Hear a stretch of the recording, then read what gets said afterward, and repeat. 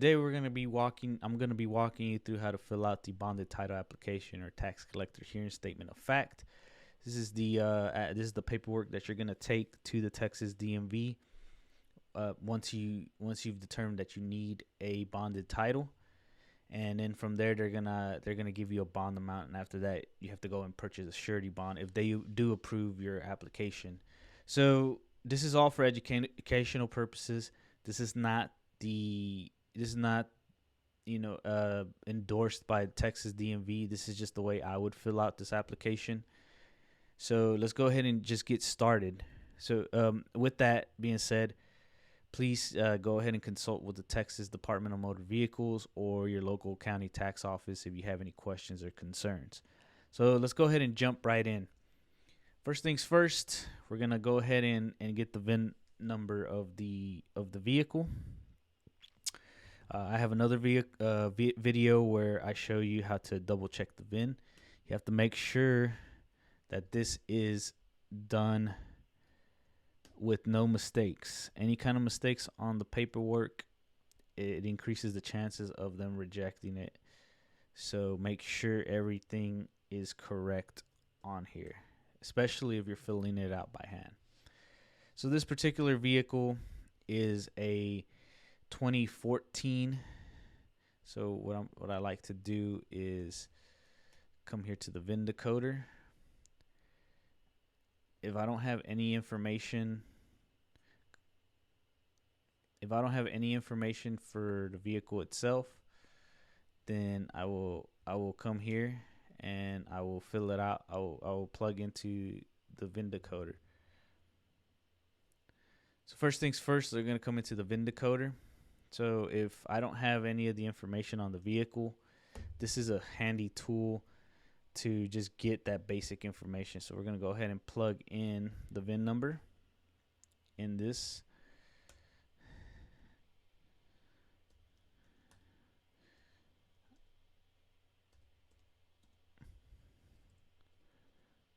And I have another video where I walk you through how to use this as well. So always want to make sure that the VIN decoder is clean. Now we got the basic information of this vehicle. So it's a 2014 Nissan Altima. So we're going to go ahead and plug this in here. Nissan Altima.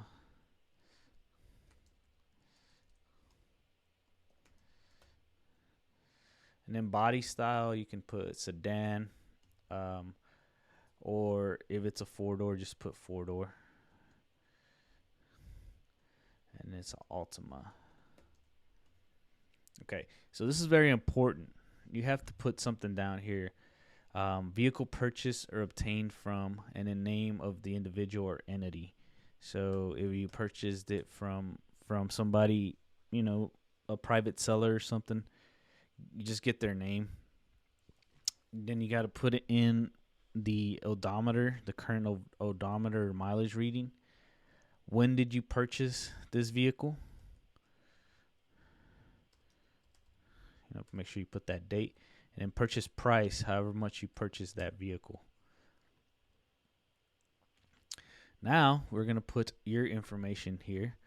Make sure this information matches the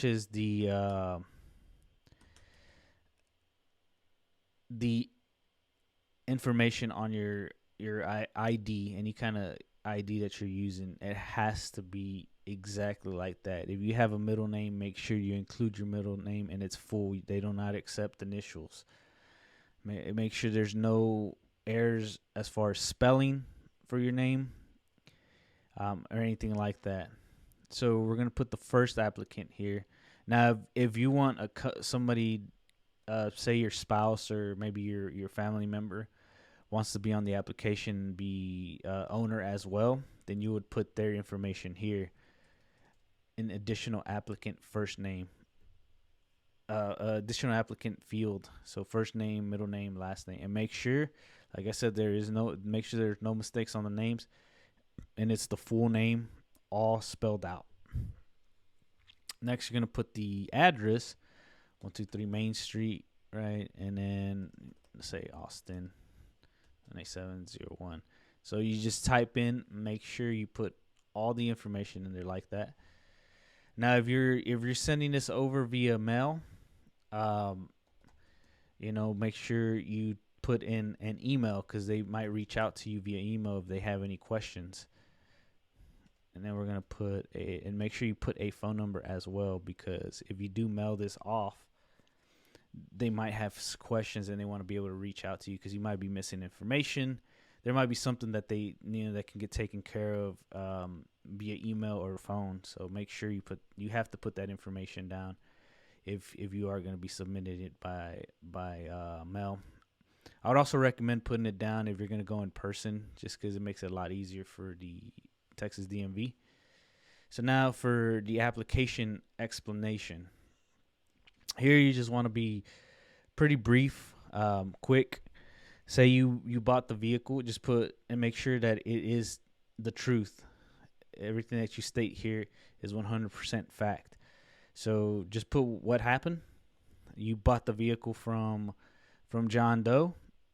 He sold it to you without a title. So just put purchased vehicle from John Doe. He did not have a title, copy of title, and could not get a copy, or could not get title, right? Or said he lost title, or title got lost. Just put something simple, but make sure it's 100% fact. Keep it nice and easy. It doesn't have to be overly complicated.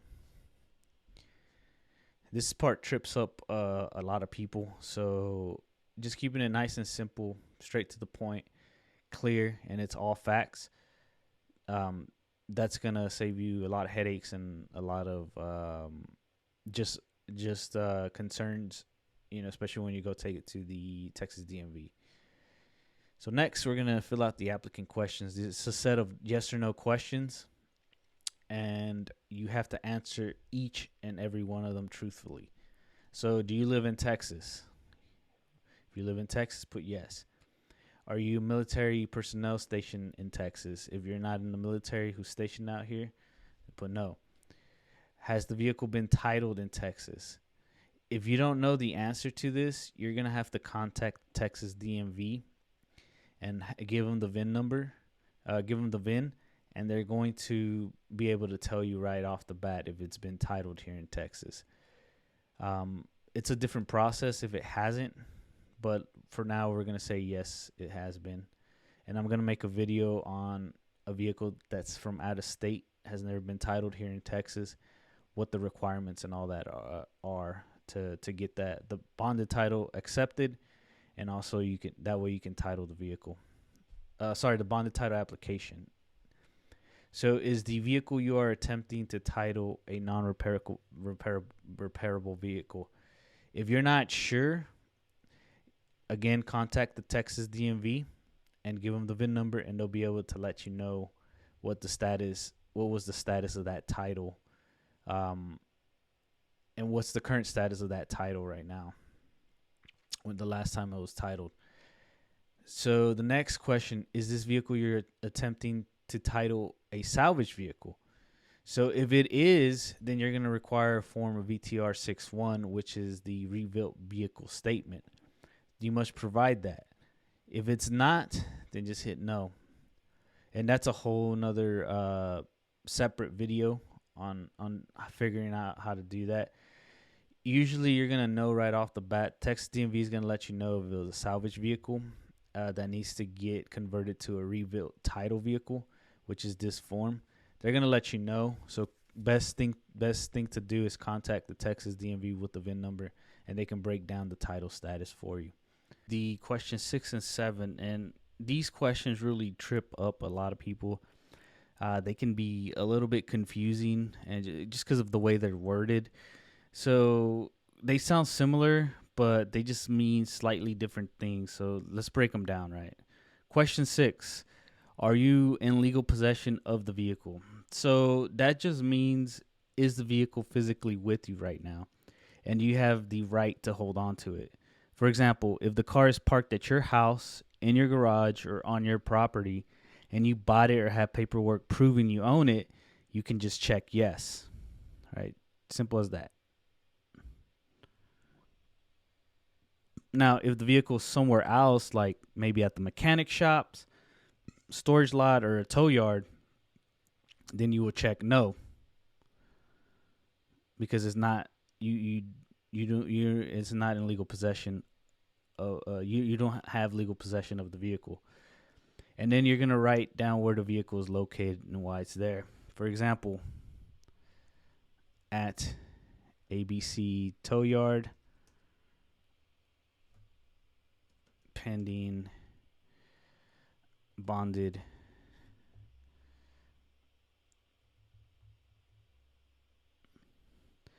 title approval. 123 Main Street, Austin.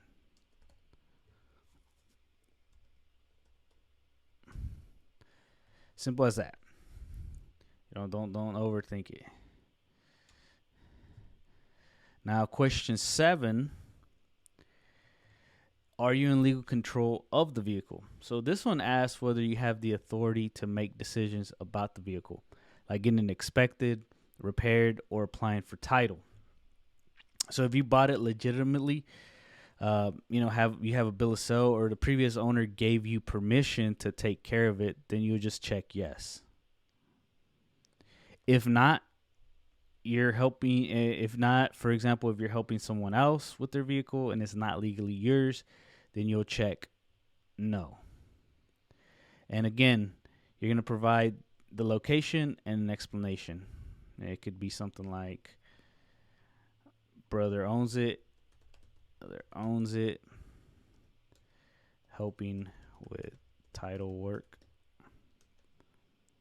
stored at 123 Main Street. Simple as that. Those are the two distinctions between those questions. Now, number 8 and number 9 are also some tricky ones if you don't understand them. So 8, right? So 8 was the vehicle manufactured for sale or distribution in the United States by a motor vehicle manufacturer. So that's just the DMV's fancy way of asking, was this a normal production vehicle made for the U.S. market? So, for example, if your car, truck, motorcycle was built by like a major manufacturer, like for example Ford, Toyota, Chevy, Honda, etc., and it was sold here, it doesn't matter what state, but it was sold here in the U.S., you'll mark yes, right? But if you imported the vehicle from another country, say you bought a car from Mexico, maybe Japan, or somewhere in Europe, and it wasn't originally made for sale here in the U.S., this is where you would mark no. So, like if you got imported from another country. And if you mark no down here, you have to prove, you need proof of that the vehicle meets U.S. safety standards, or that it's assembled, and it's an assembled vehicle, basically something that's been built or modified here, but it's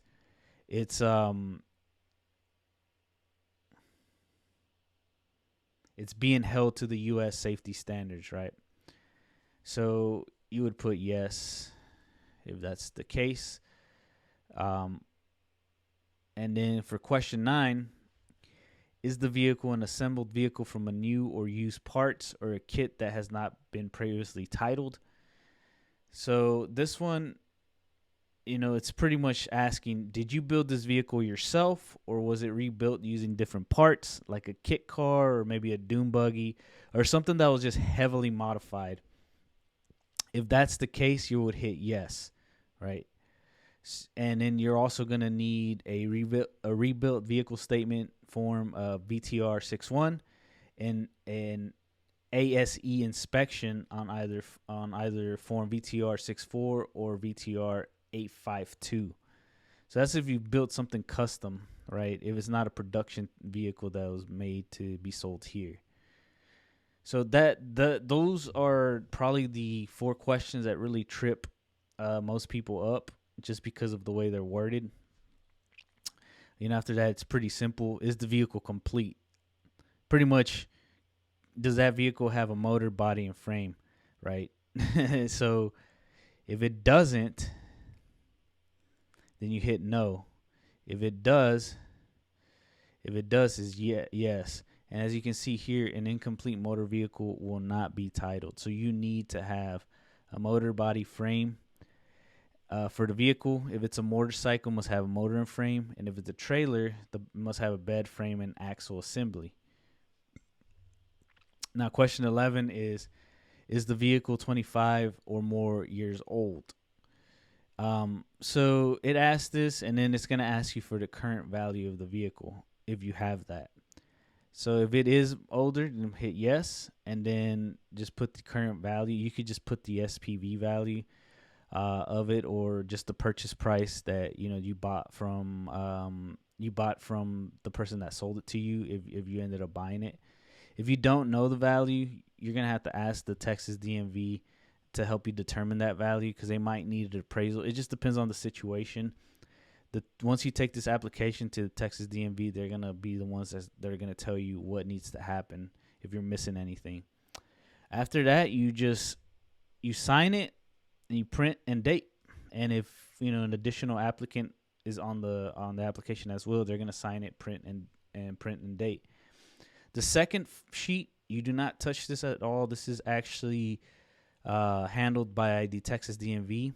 Once you take it in, and they're going to fill out this down here at the bottom, and they're going to give you a bond amount if it gets approved. If it doesn't get approved, or if it gets rejected, they're going to tell you the reason it got rejected and what you need to do to fix it, or what the next steps are for that. Anyway, hopefully this application, this video was helpful for you. I know some of the questions can be a little bit confusing, and it can be a little bit daunting at first, but once you break it down, it's actually pretty simple and straightforward. If you need any help with this, or if you want to get a quote on a surety bond for your bonded title, feel free to shoot me an email. My link for my agency to purchase the surety bonds is also down in the description. So feel free to click on that, and you can get a quote right away through that. Pretty simple. If you have any questions or anything, feel free to reach out. You can get a surety bond within, all online within a couple of minutes. It's all done through email. It's a quick and easy process. So thank you guys for watching. If this was helpful, please like, share, and subscribe, and I will catch you on the next one.